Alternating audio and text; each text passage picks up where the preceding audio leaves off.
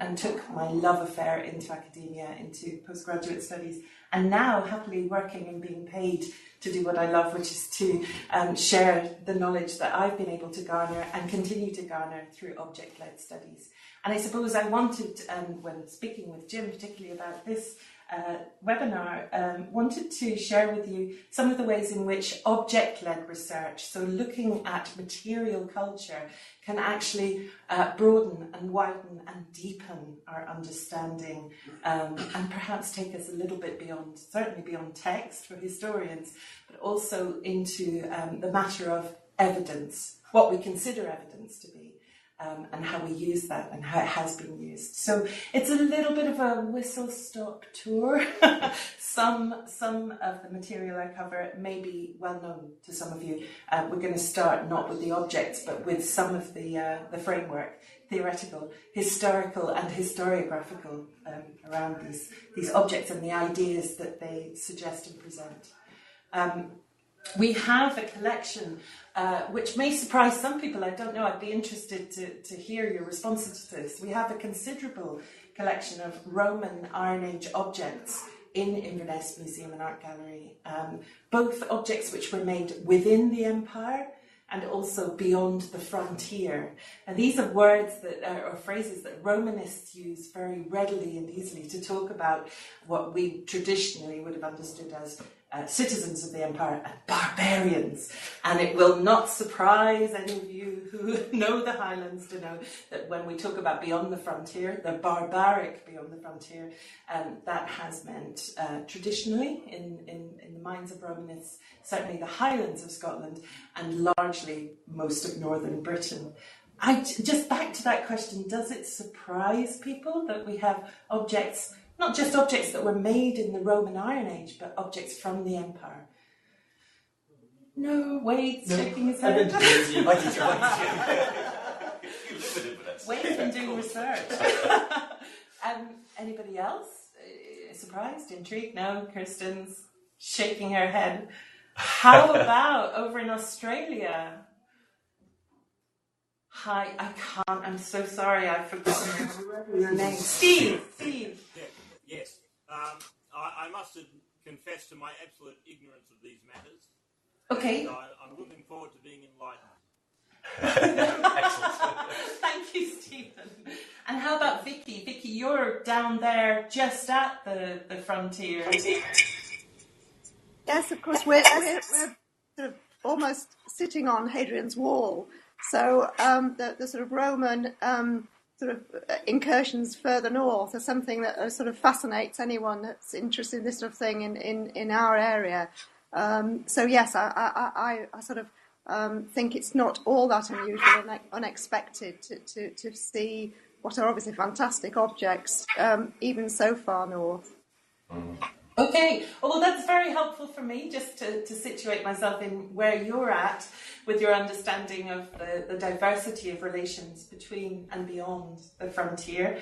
I'm just thinking how very modern we all are and how very post-imperial we all are, because this is certainly not a view that would have been popularly held even 10, 15 years ago. There's a very strong retention of the idea that nothing got beyond, firstly, Vicky, your wall, Hadrian's Wall, but also the other frontiers that we're now becoming more and more aware of, the Antonine Wall, travelling across from the Clyde to the east, and now the Gask frontier, an earthwork frontier recognised in Perthshire. So that frontier and frontierism in itself has moved very rapidly in popular understanding over the last 10 to 15 years as the archaeology, the material evidence for frontiers created during the Roman Imperial. Could I ask you, what was that last frontier you mentioned? Because I've never heard of it. Certainly, Stephen, the Gask frontier. So it's an earthwork in Perthshire. There's a very, very good website for the Gask Frontier project. It's a live archaeology research project which is happening as we speak, in fact, and over a regular series of seasons, directed from Liverpool University, And so if you want to find out more about the Gask and how it's recognised materially, not just earthworks, I should say that on the frontier there are also watchtowers, so actual structural evidence for Roman presence, the presence of the empire, rather further north than perhaps might have been understood, as I said, popularly 10 to 15 years ago. Is there not a danger of ignoring sea transport as a means of getting around? Alan, absolutely. The A9 wasn't. We have to remember that largely, for most of prehistory and certainly right through into modernity, we're talking about a maritime culture. You hit right at the heart of the whole issue, which is what kind of evidence has been concentrated on, what kind of evidence do people look for when we look for a cultural resonance. And we know that there was a circumnavigation of the British Isles. There are certainly 3rd century accounts of sailors making their way to the Orcades and to Insula Thule, to Shetland even. And we have Ptolemy's 2nd century atlas, this map of Britain that exists from the period of the activity I'm really going to be looking at in the 2nd century. Now this map, I'm sorry I don't have an image of it because I didn't want to talk too much into Ptolemy, but if you're interested, Ptolemy, he has annoyingly a silent P at the beginning of his name. Ptolemy, an Egyptian atlas creator, a cartographer of the 2nd century, has created a map of Britain which has a very intriguing doubled over upper north. So Caithness, Sutherland, these all appear on a lateral trajectory in the map. And this is because in the Roman Empire, popular belief was that nothing could survive beyond the 59th parallel. There was no possibility of life. And they only know this because, of course, they've actually experienced something like the Baltic, perhaps the Arctic, but they had circumnavigated. And this map includes details like the Beaulieu River, not so far from us here in Inverness. It's called the Vara on the map. So there's a very strong recognition that there was a maritime knowledge and certainly a coastal knowledge of the British Isles. But I suppose the concentration on material evidence inland and the concentration on conquest is probably my interest in terms of how we see Romans from the north and from the south. But thank you. No, it's very important to say that there are lots of types of evidence for knowledge, both of the empire here and also of the empire's knowledge of the north of Scotland. So I want to spend a little bit of time looking at identity and what we mean by that.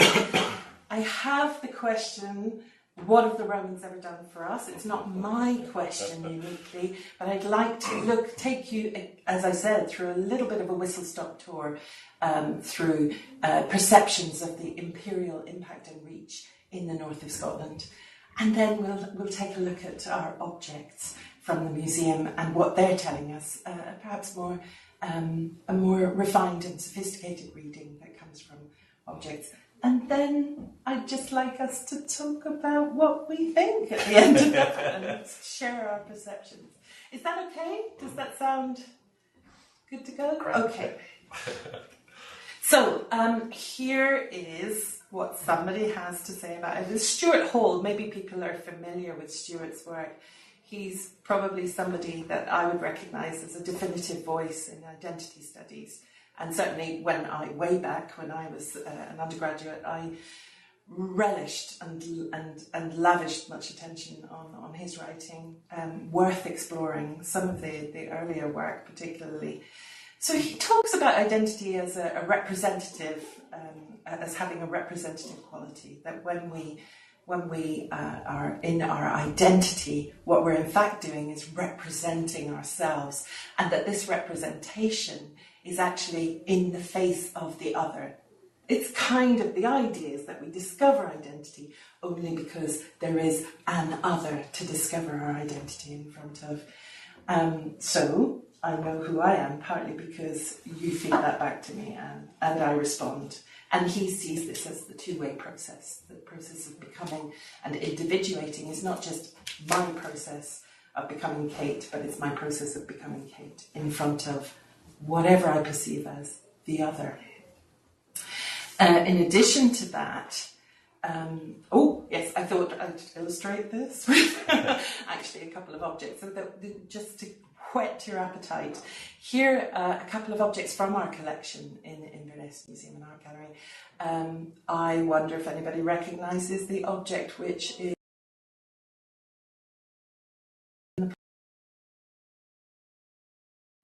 Anybody want to take a stab? So this is a coin. It's a denarius. It's the sine qua non of currency in the Roman Empire, the silver denarius, and it's a coin of Hadrian, the emperor who, Vicky, you will tell us, was responsible for the construction of what we have commonly understood to be the real frontier of the Roman Empire, the Hadrianic Wall in the south of Scotland, north of England. Now, this coin is part of a hoard of coins, a hoard of 2nd century, numismatically coherent. So that means coins of different emperors, but in a numismatically coherent sequence. They appear in sequence as a hoard, which was discovered in Belladrum, which is near Beaulieu, on the inner Moray Firth. So the Beaulieu Firth, the innermost part of the Moray Firth, and it was discovered as part of the hoard in 2010. It's the most westerly and the most inland of the hoards of the Moray Firth, and we'll come back to those and talk a little bit about their significance. So this iconography of power, the numen of the emperor, the emperor's head. Numismatics, the term comes from the idea that the emperor, the image of the emperor would carry his divine nature.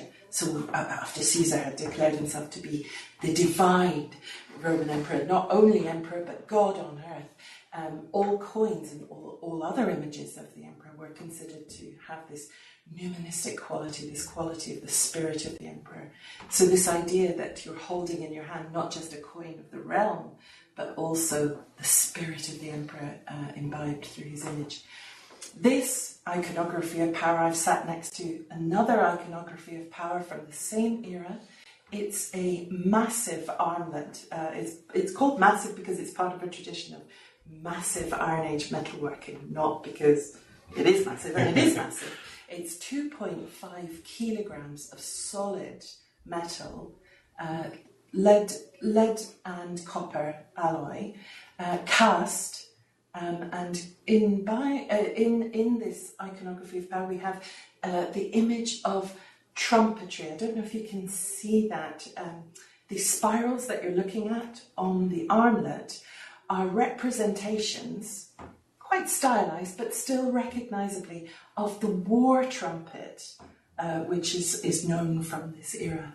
I'm talking about something that in Irish mythology, and maybe, I don't know, in the Gaelic tradition, Alan, is called the lure. So a long stemmed instrument with a mouth at the top end, a large mouth, which is blown to make a horrific sound, which is, both to alert and terrify the enemy as the warband travels over the hill or downhill in its charge. And this iconography on the armlet is interesting to us because it's the armlet is something that could only be worn to be very visible, and possibly it's the equivalent of the crown in the battlefield. It's the way of identifying a significant person, perhaps, at war. It's not something you wear every day. It's 2.5 kilograms, I have to say again.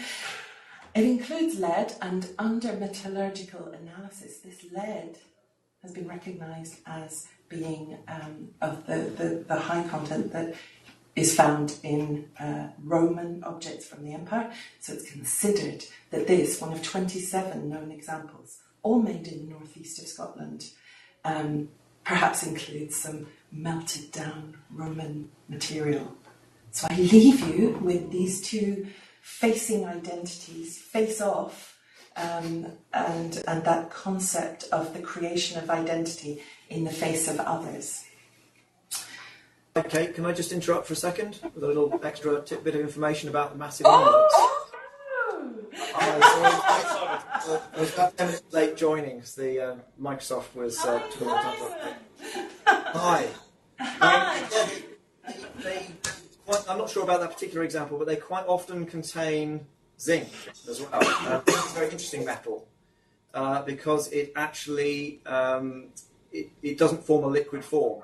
It goes straight from gas to solid, so it can only be smelted under very demanding conditions, which can be achieved in the Roman Empire, but can't be achieved in the barbarian world of the north of Britain. So it almost certainly implies that they're actually melting down Roman brass coins to put into that object. So it's quite an interesting juxtaposition of those two images. You've got, obviously it's a silver coin rather than a brass coin, but they are actually melting down Roman small change to actually make those objects. And that may, one of the things obviously about brass is it looks more like gold. It's when it's polished, it actually has a more shiny effect. But there may also have been an element of melting down the image of your enemies to combine into an object of power as well. Fantastic. Thank you, Simon. Thank you. It's very helpful. I'm so glad. Simon, I have to say, my whoop of excitement. Simon was my first tutor in archaeology and the first person to introduce me to Roman Britain. So I'm delighted to see you. It's great you're here.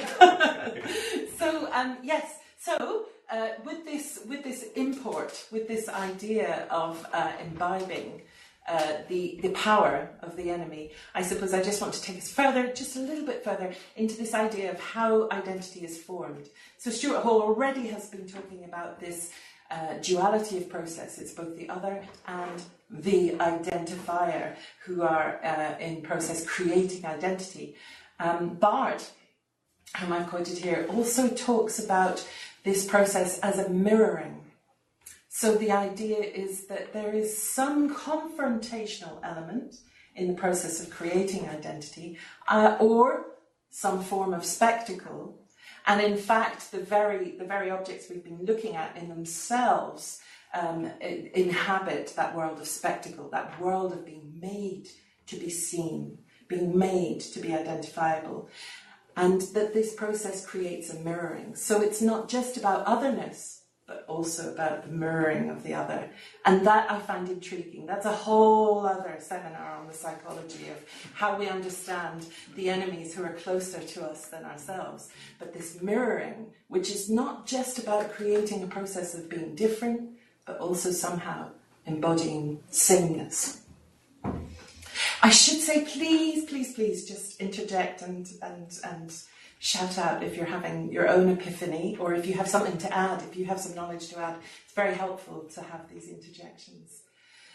So, this creation of otherness, I want to just bring us a little bit through time. I'm going to rapidly cascade through the centuries to talk about this concept of the identity of empire from the north, the identifying of the north and of the empire as separate, but perhaps also mirroring entities. I've included an image here from the Bridgeness slab. It's from Bowness. And it was found, this is a crucial date, found in 1869. Hold that in your heads. It's a distance slab marking part of a portion of the Entenine Wall. So built in the 2nd century, largely the period that I'm talking about. I should say that both of the objects that I showed you in the last slide are also 2nd century objects.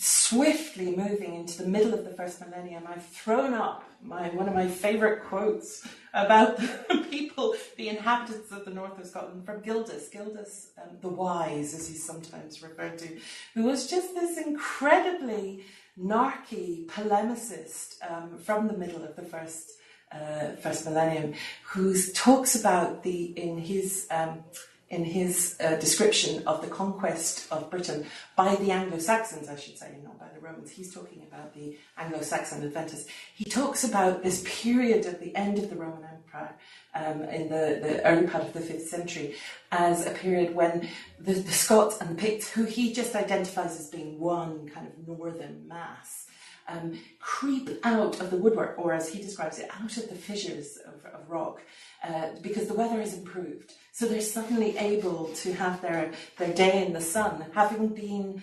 hidden by the glory of the empire up until this point. And it's this phrase, the foul hordes, which is just so descriptive and has had a great deal of influence, I would purport, on perceptions of the North throughout history. And perhaps people are familiar with that phrase and with that work.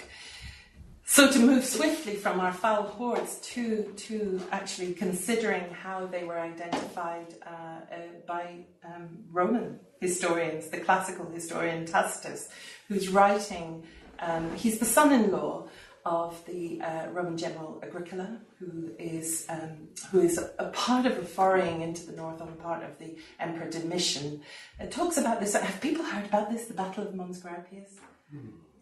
No? Yes? Isn't there a theory that it was actually in Inverness? Dun, dun, dun. Did everybody hear that? Did you hear that out there? Could you say it a bit louder? A theory that Mons Graupius was at King Brude's fort, or below it, on the kind of the flat ground around Dalney. Lovely, thank you. This is a battle which is documented in Tacitus's history. There is it is a theory, quite rightly, Alan, that it may have been fought at the base of many of the hills in the north of Scotland. There are other theories around Benihee over in Aberdeenshire. It's a battle that's not located. And for anyone who's familiar with the difficulty of conflict archaeology, of battlefield archaeology in prehistory, this is perhaps unsurprising. And also for anyone who's familiar with the difficulty of marrying text, particularly classical or early historical text, and archaeology, you'll also understand that this area of nefarious theorising and difficulty in locating events in the landscape is not unusual. Because the battle site has never been located, but because it is documented after a fashion in an historical text, a classical historical text, there's a lot of room for debate about where it might have taken part. What's interesting about the account of the battle is that Tacitus personifies the northern identity in this character called Calgagus. And Calgagus is often quoted. What people are actually quoting is Tacitus's words, his script, his speech for Calgagus. The speech is sometimes represented as, they have created a desert and called it peace. This is a phrase that's often thrown out. I don't know if that's something that sounds familiar. Anyone who's ever read any Jim Hunter will know that he's a reputed former director of the Centre for History, is a great quoter of Tacitus in this phrase. So Calgagus is presented as this fearsome warrior. The word comes from the Gaelic, the Irish Calgag for sword, so he's presented the swordsman as this voice of the north, ranging across the battlefield. I should say that the Caledones, the indigenous people of the north, lose this battle against the Romans, but he stands no less a noble savage and makes this speech saying, "We are the last people on earth, the last to be free. Our very remoteness in a land known only to rumour has protected us up till this day." So although they are defeated, although this is an account of how fantastic and fabulous the General Agricola is, with some son-in-law type swift asides, which are little digs from the historian himself, although Calgagus and the northern people, the people beyond the frontier, are presented in this particularly heroic fashion. I would suggest that this image rests very solidly still. The notion of the noble savages, conquered but not ever conquered in some way, has really influenced our understanding of identity beyond the frontier. Are people familiar with this text? Or familiar with the quotes? From Jim Yes. Hunter's writing. From Jim Hunter's writing. Yeah, he uses it to great effect at the beginning of The Last of the Free. Yeah, in fact. The thing to remember about this quote is it doesn't really tell us anything reliable about it is entirely about Rome. It's about their political needs. There's no merit in beating people if they're not fierce. And really the whole reason for being in Britain in the first place is to beat people who'd beaten Caesar, who'd seen him off initially. So, the only really good thing about Britain is the fierceness of our warriors and the challenge that they represent to Roman generals. Economically, it's a basket case. The weather's horrible, and all the rest of it. So it's the main selling point of Britain. Really, is that these are difficult people to beat, and therefore it's like climbing a mountain. We climbed it because it was there, sort of thing. But it doesn't tell us anything. We don't even really know that Mons Graupius actually happened. It's necessary for the story to have a climactic finish. And, we burnt a lot of villages doesn't really cut it in terms of, telling a narrative back in Rome. They came for one final climactic cataclysmic battle. That's worthy of a triumph. But, we chased off a lot of women and burnt their houses down. That doesn't really help from a political point of view. But and yet it's used. I would say that the mirroring now of this not proto-historical account, not fictional. I can't say that in front of a room of historians. This proto-historical account has almost been turned about face to represent the embattled last of the free. Questionably still the free, because although there is an account, there is a battle, there is a conquering, there is never a settling of the empire beyond the frontier. So it's worked as a polemic for both sides, I would say, very efficiently. And recently it has. I think. Yes. I would argue that Hadrian's Wall is Scotland's most important Roman monument. It defines Scotland, even though it's not actually in Scotland. Yeah. The reason that the Antonine Wall is not a well-known monument because it doesn't serve the right political purpose. It runs through the middle of Scotland, which is no damn use to anybody if you're trying to define yourself.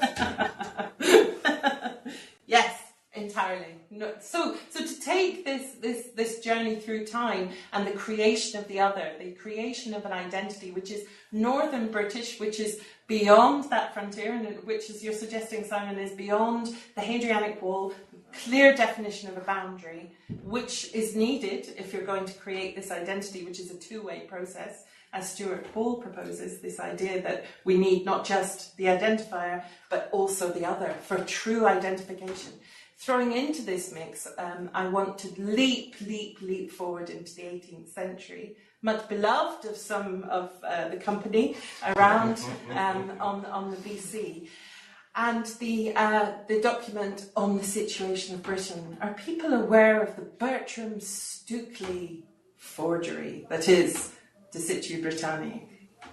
Okay, so like a lot of documents in the 18th century, it was discovered, a discovered 15th century manuscript purported to have been written by the English monk Richard of Westminster, and which was disclosed in correspondence between Charles Bertram, an historian of the time, and William Stukely.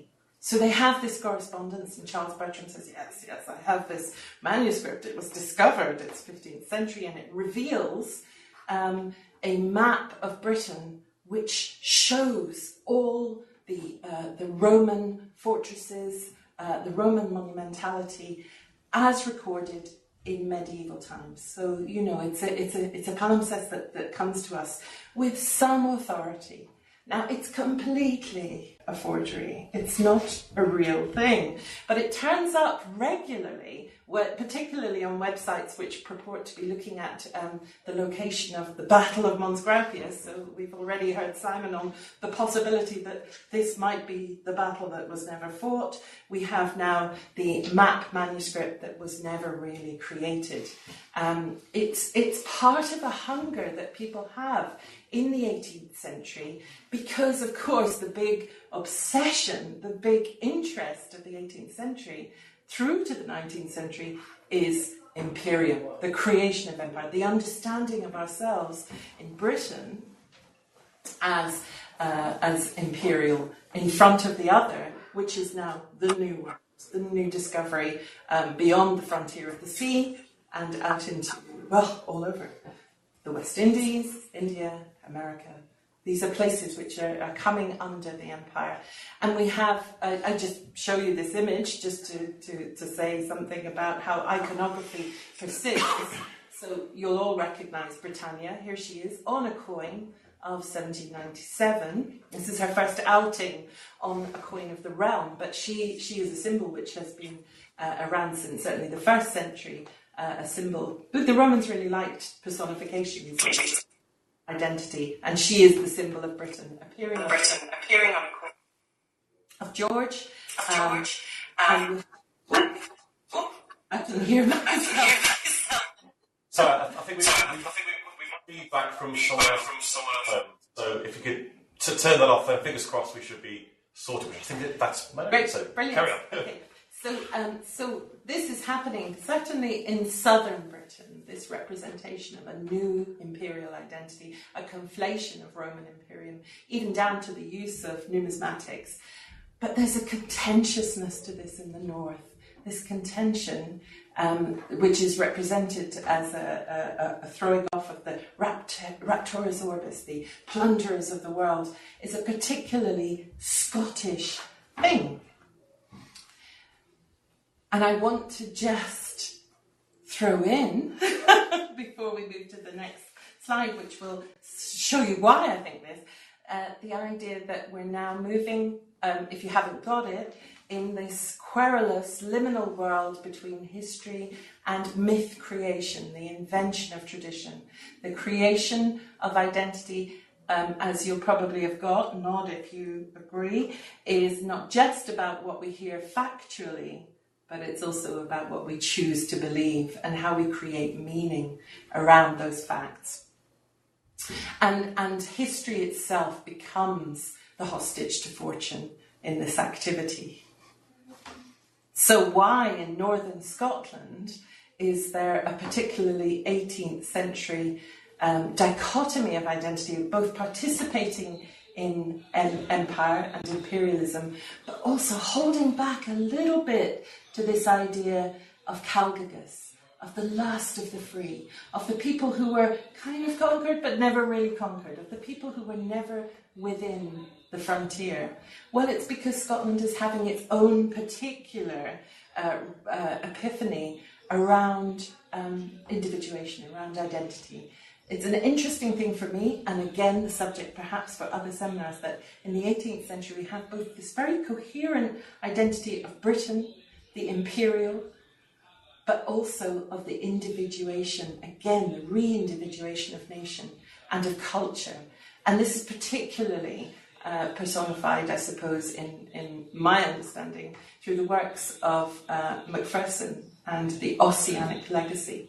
Macpherson is producing his work on Ossian at a time when Europe's gone philology mad. We have the Grimm brothers running out into the forests of Germany, collecting tales of the folk, collecting the origin stories of the people of the forests, of the primeval forests of Germany, which is just about to burgeon into an industrial revolution.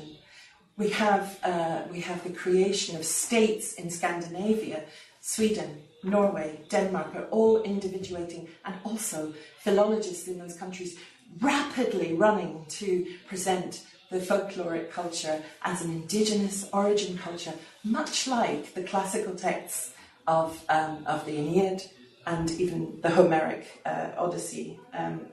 So this is all happening because there has been the discovery, woohoo, that if you want to have a classical culture, you don't just need it to be Latin, you don't just need it to be Greek, because the Rosetta Stone has revealed that there are other languages which are equally ancient and equally revered. And so suddenly everybody throughout Europe is racing to find this unique classical identity, to find their epic myths.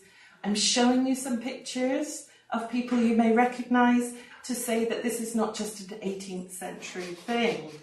Keira Knightley in the much reputed King Arthur, and we all know him, Mel Gibson in Braveheart, wearing their blue woad to show that they are noble savages, indeed, of the indigenous people, the last of the free. So, I just thought before we move on, I could quickly poll you again and say, is it surprising to you that we have objects from around the empire found readily throughout the north of Scotland? Is it surprising to you that we're sitting here talking about the Roman Iron Age and identity formation in the north of Scotland, and we're taking that forward into the 18th century and perhaps to today? And just to ask what you think at this stage.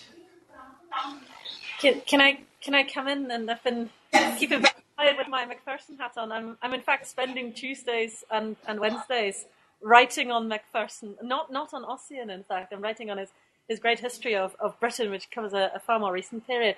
But one of the things I want to do with Ossian at some point is to, first of all, look at it as a response to the 7 Years' War, because it coincides pretty much exactly with the height of the 7 Years' War, and see how it's not just the noble savage thing, which everyone goes on about, but also a sort of a response to contemporary concerns, if that makes sense. The enemy beyond the sea rather than beyond the frontier.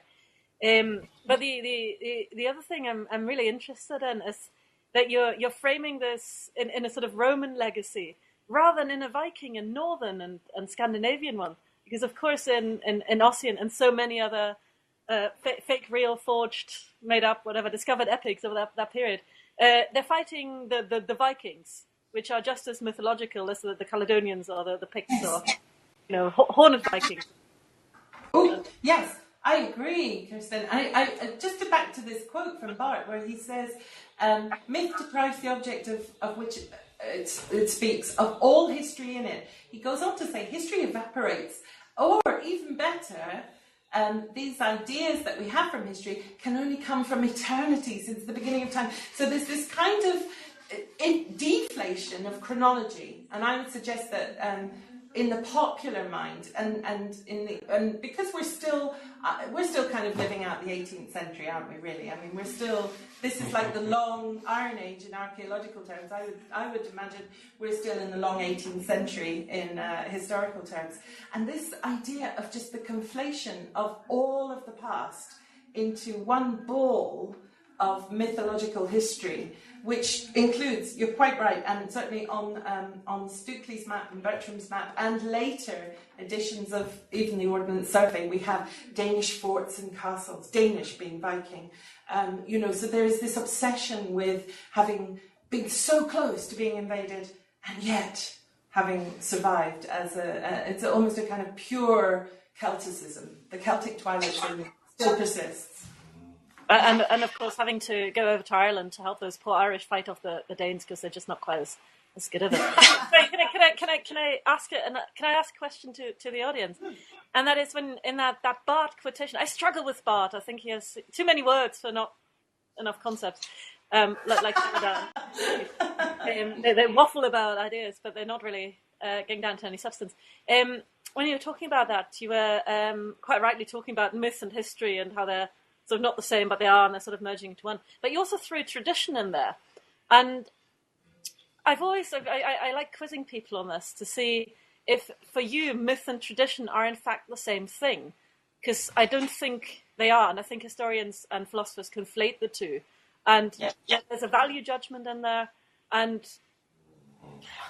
one of them is considered more worthy than the other, and one is sort of more off-piste. yet somehow we sort of conflate them together. So how do myth and tradition relate to history? And what is history if it's not tradition? What's the difference? That's a really... I share your question. I can only share it now. And there may be somebody who also wants to come in on this. But one of my interests is how do we measure tradition? Because I suppose history is always presented to me, my popular perception of history coming from a material cultural perspective. It's that the text, the word, the logos, is presented as being infinitely measurable and correct and quantifiably asserted. And so I suppose one of my interests is how do we measure tradition so that we can give status to different types of history, different types of meaning, different types of reading.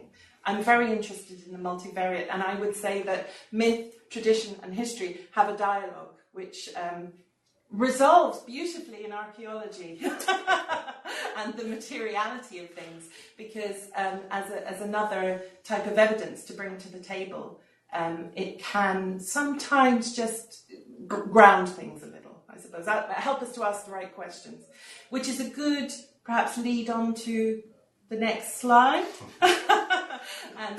And looking at some of the material cultural finds. Thank you, Kirsten. That's a really good question. I don't know if anybody else had a response to the question before we move on.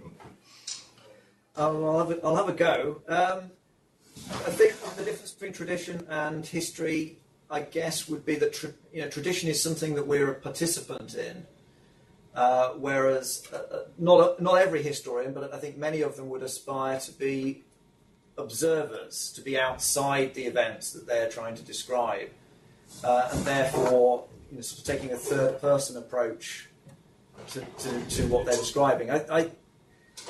Having been trained as an archaeological scientist, I suppose I would subscribe to that point of view as a sort of objective outsider's approach. But in reality, I know that I'm a player and a deeply compromised one, I suppose I would say.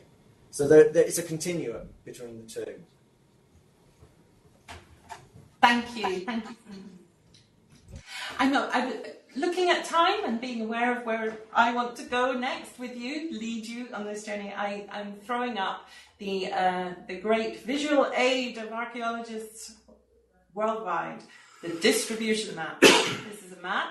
It shows you a distribution of Roman finds. So this is these are finds which are of the Roman Iron Age, largely created within the empire, and they have been found throughout sites in Scotland. It's a map of Scotland. I'm not sure how to get rid of that. No, I think Jim's gonna oh yay! I ticked a button.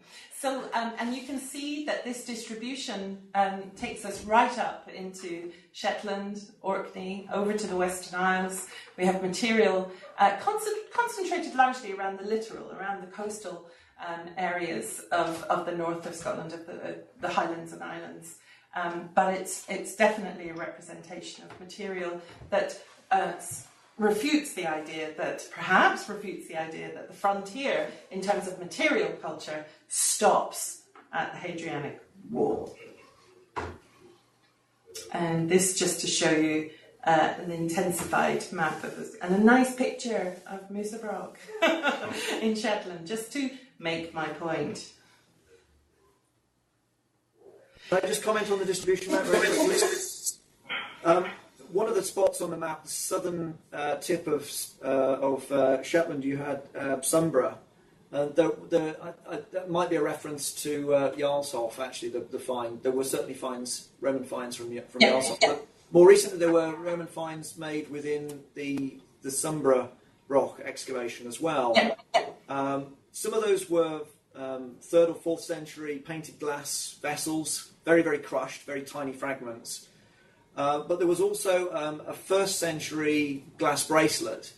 And the reason I mention that is because it's actually deposited so much later than its manufacture. These are objects which we know were manufactured around about 100 AD. probably only 25 years either side of that date, and yet it's found in a context which is definitely 6th or 7th century AD. So it's half a millennium after its manufacture. And I think one of the things we need to bear in mind with these distribution maps of Roman finds is that many of these objects may have been heirlooms for extraordinary lengths of time before finally being deposited. So they're extremely problematic maps. Fascinating, but problematic. Yes, and that is, in a way, Simon, that's a very helpful way of framing what I'm about to take us into, which is an exploration of Roman material, not from the point of view of contextual evidence. So as an archaeologist speaking about context, we're talking about largely trying to date objects and the dating of their deposition, their placing in the ground. This is, again, another sine qua non. It's if you want to say, we know that this site is Roman, for example, we would then be looking for identifiably Roman dates and deposition in that period. Now, some of the finds I'm going to show you, the archaeology, is out of context. We don't have that kind of evidence. So we're not talking about contextually Roman, archaeologically Roman material. What I'm going to take you through is a journey of discovery about what these objects might tell us about relationships through time and space. So not just, and that's a great example from Sunborough, actually, from the Scatness site, not just about how objects have meaning in the Roman period itself, but actually how they continue, perhaps, to have meaning and continue to have use. So you know, I've done my bit to say something about the 18th century, which I knew would be very important to this conversation, and I would like you just to keep that in mind, that we're talking now about Romanitas through space and through time. This first object I'm showing you, it's on the right-hand side of your screen, is a dolphin-type brooch, aptly named. It's a very simple name. It does what it says on the tin. If you look at the brooch, it has a head which could be seen as a zoomorphic representation of a dolphin. What the brooch, which was found at Seafield, which is now Asda in Inverness. So if you're thinking of East Inverness, that whole kind of south-facing slope strip from Culduthel through to Seafield, this find was made at the site there in one of the pits on site. It's a brooch which is uniquely of a Roman style and recognised to only have two other counterparts in Scotland, so it's unusual as a Scottish find. What's interesting about it is it shows us a little technological revolution. This is a clasp brooch.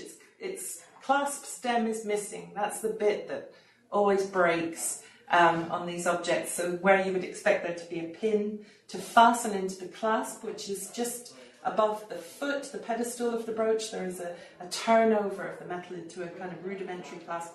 This is a fantastic piece of Roman technology, and it's something that revolutionises brooch wearing and fastening of clothes in the Iron Age. On the left of this slide, you can see some examples of the typical early Iron Age British clothes fastening pin. It's called a swan's neck pin, and this persists even, you know, at the same time as the new fascinating clasp technology arrives. People are still using pins and continue to use pins to fasten their clothes in the Highlands much longer than anywhere else in Europe. But this brooch, exotic as it is, one of only 3 known examples of its type, I suppose I just want to show you as a representation of response, not of impact, not of saying, hi, here's Rome, we're going to wholeheartedly take on the identity of Rome because that's the most important thing to do, to suddenly become Roman in the north of Scotland, but rather to adopt a very rarefied response. This is a single object from the site. It's like many of the objects on the distribution map, a single object, sometimes hard to contextualize, hard to date, but it is an object that has some import because it shows us that people are responding somehow, either through personal relationship. It could be an individual who has brought the object into the site, but somehow there is relationship. Somehow there is the possibility of this beginning of identification and articulation that it's necessary to have two sides for. This object you've seen already, so this is our armlet from Achevrail, the armlet on the right. On the left, two examples from the collections in the National Museum of Scotland. And I'm showing you those examples because they have included in the armlet, you see the little discs, the coloured discs of enamelware. They've survived on some examples. Our example, there is a suggestion that the example from Achevrail, the example on the right, might also have included some sort of decoration on the inner bezel, a bezel on the inner beveled area of the armlet. Simon's said a little bit about the inclusion of zinc, of Roman, identifiably Roman smelted material in many of these objects. So our object needs a bit more analysis, but certainly as part of a tradition which is uniquely Northern British, uniquely identifiable to, in fact, the northeast of Scotland. There are some finds which are outlying. One of these armlets has been found on the island of Lismore in Loch Harbour, and one has been found in Derry. But these are kind of strange, weird outliers to the normal tradition, which is the northeast of Scotland, and probably it's not difficult to imagine that they made their way down the Great Glen through a process of trade and exchange, or, you know, that somehow these stateless items made their way into the West.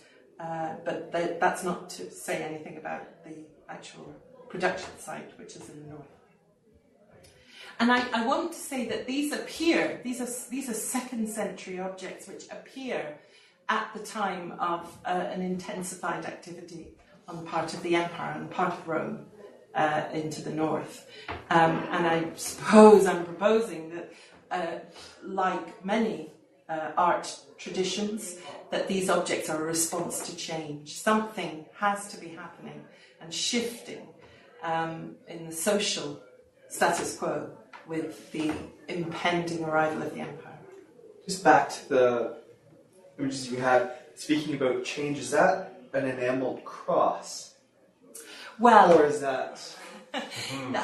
I like your question, Wade. Or is that just... Well, it's a cruciform shape. Yeah. Yeah. So... Do you want to say a bit more about that? I was wondering if it was,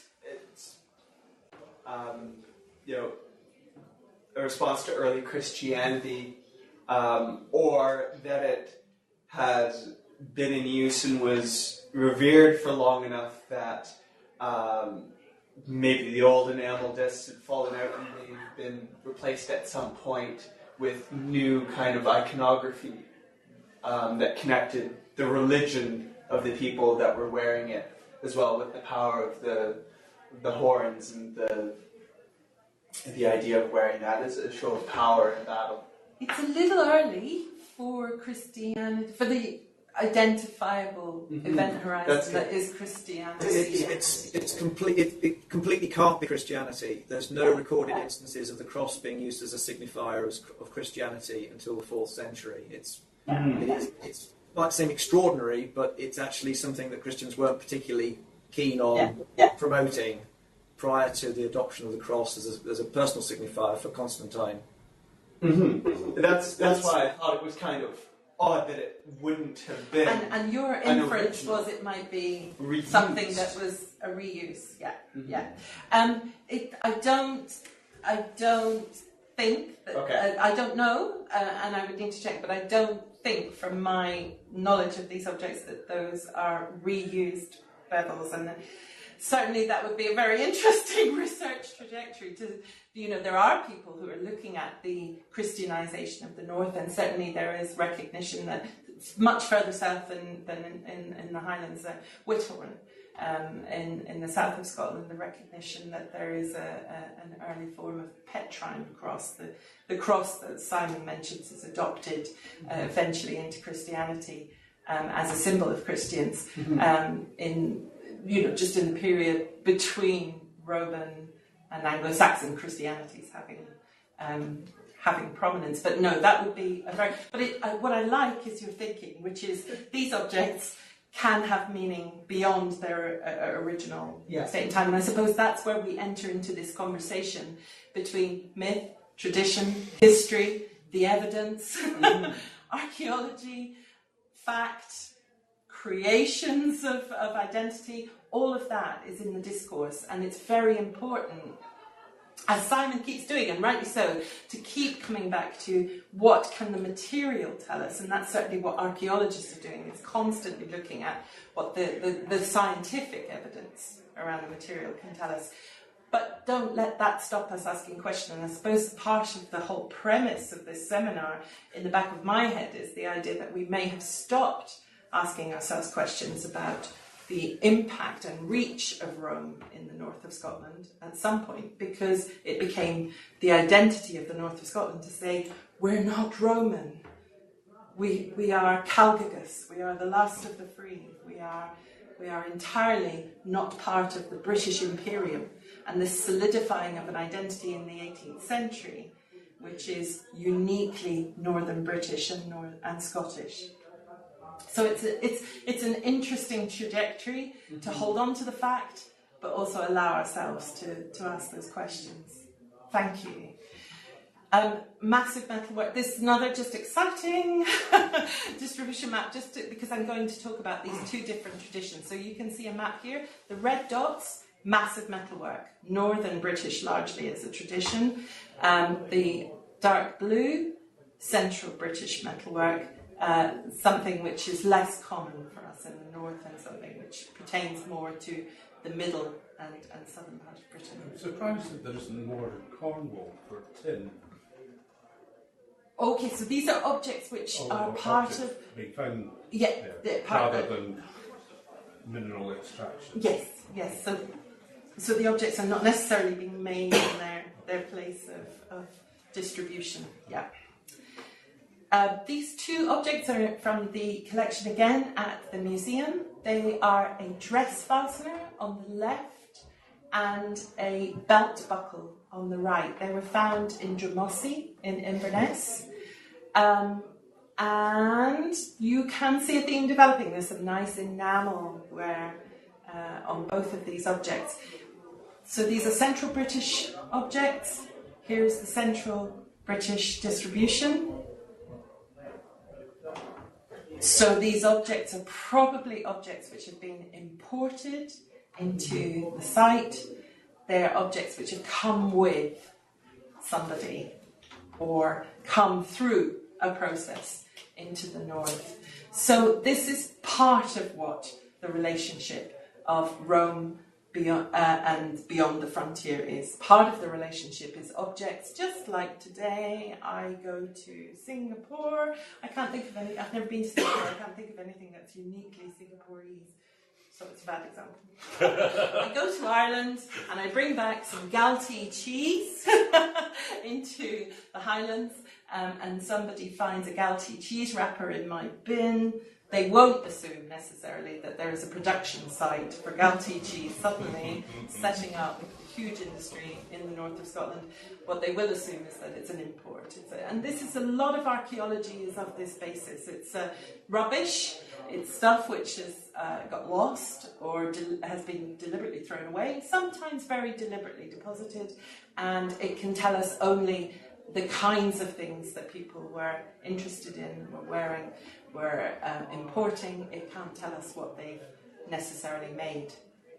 These, however, are objects which are being made beyond the frontier. Notice the enamel and the enamelling on these, which are brooches. These are, on the left we have the Raigmore head stud brooch, and on the right, 3 brooches from Dornoch. These are trumpet brooch. This is a very, very common style of the 2nd century, very identifiably Roman Iron Age material culture from Dornoch. So, what does this tell us? What does this tell us? It tells us that people in Dornoch, at least it tells us, are participating in in an international culture or participating in a culture across the Firth lands. It doesn't tell us that Mons Graupius was fought in the foothills of Kirkpatrick. It doesn't tell us that, but I would suggest it tells us something much more exciting, much more sophisticated than this obsession that I've tried to lead you through in the earlier part of this seminar with were the Romans here, where did they fight battles, who did they fight, are we Roman or are we not Roman? This is immaterial in some ways when you look at the material. And the material is showing us a sophisticated interaction with an international culture. I've been at the National Museum in Edinburgh and found silverware there which was found at the back of Clonmacudie. And I think it's from a later period than the Roman It's the period. Torvain chain, yes. That's a... And very sophisticated. Oh, entirely, yes. The Torvain chain is part of a culture that's recognised as a culture of Pictish art, or the art of Picts. It may be that it is a Pictish object. In fact, those chains, interestingly, those chains from that mid-first millennium period, the metallurgical analysis is now showing again that this is material that in some cases may be the smelted down Roman material and maybe reuse of Roman material. It's a whole other conversation, but it is a really interesting thing to see how sophisticated our culture is here. Hoards. I want to talk to you about the Belladrum coin hoard. Do you remember I was showing you a picture of the Hadrianic coin? It's one of 36 coins found in this numismatically coherent hoard at Belladrum. Now, it's part of a culture of discovery of hoards. I can't say that these, we have a tradition of saying in archaeology, absence of evidence is not evidence of absence, and vice versa. So what I'm showing you is what's been discovered.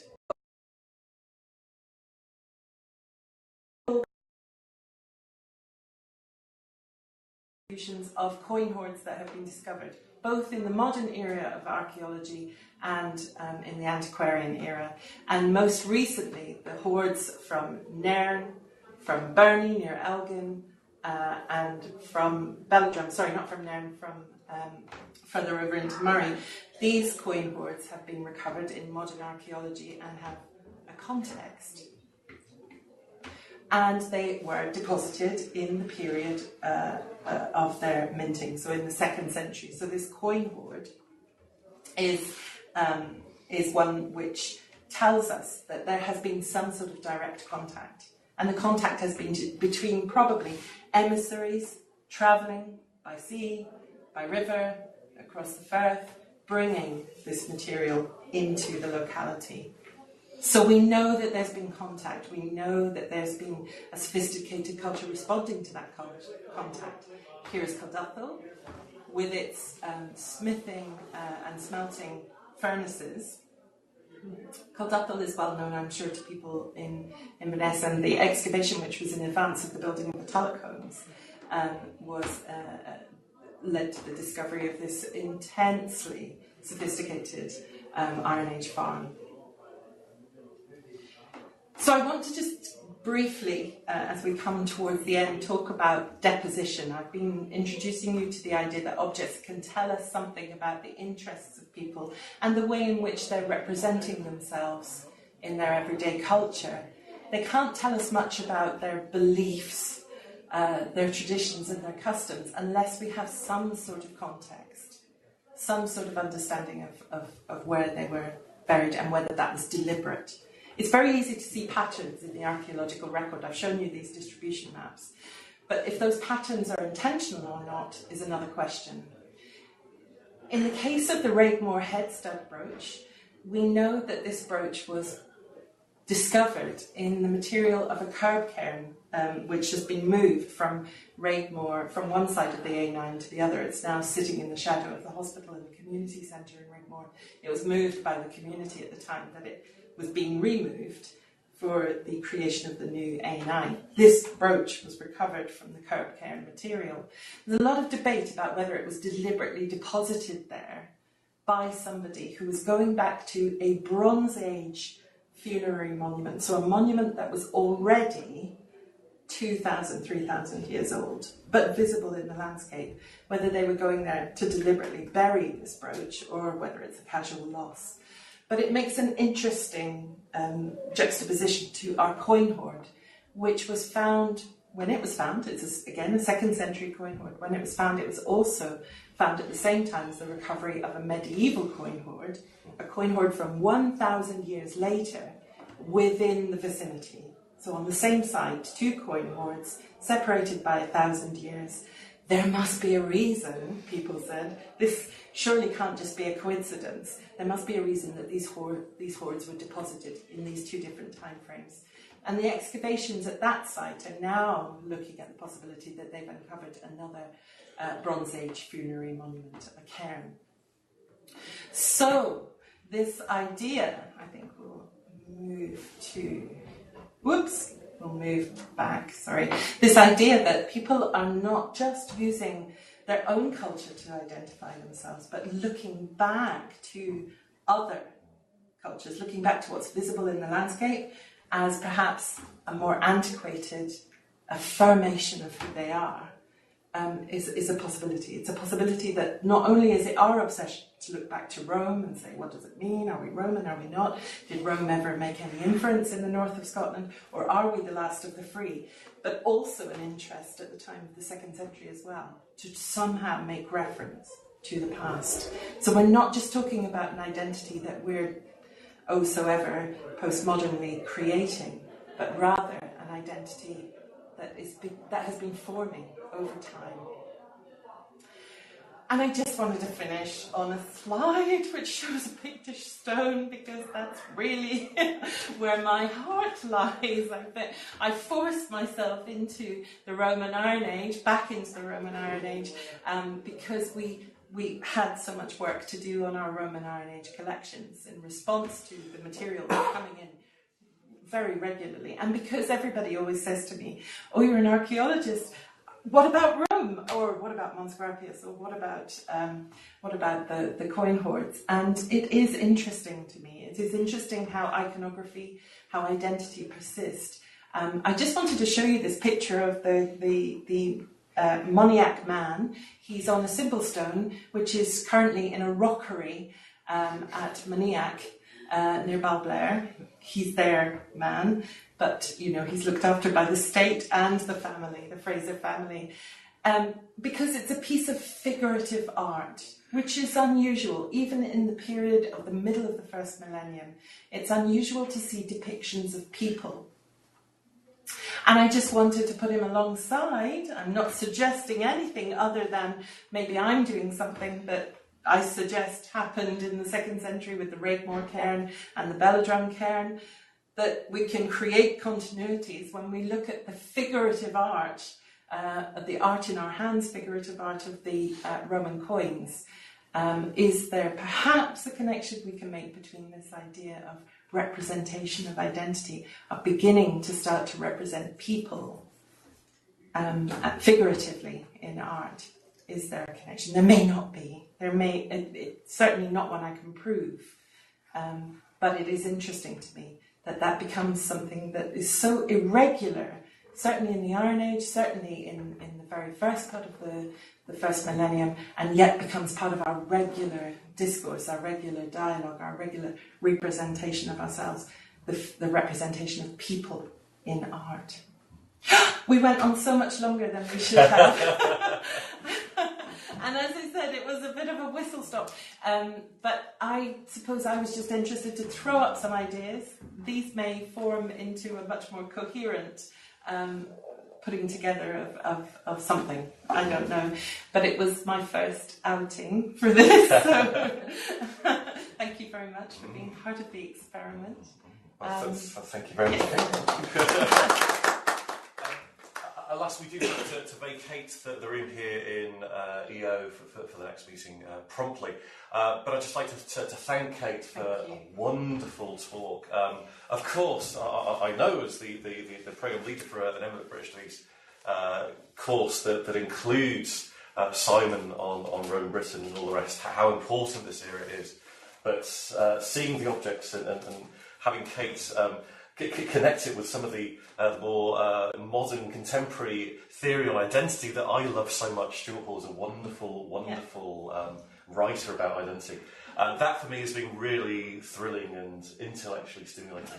So thank you very much. And thank you to everyone for all your comments. I think it's been a really interesting exchange of ideas. Yes, so thank you to everyone in VC land, and thank you to everyone here in Inverness. And hopefully this is the first of many, and we'll be in touch about future events. Thank you.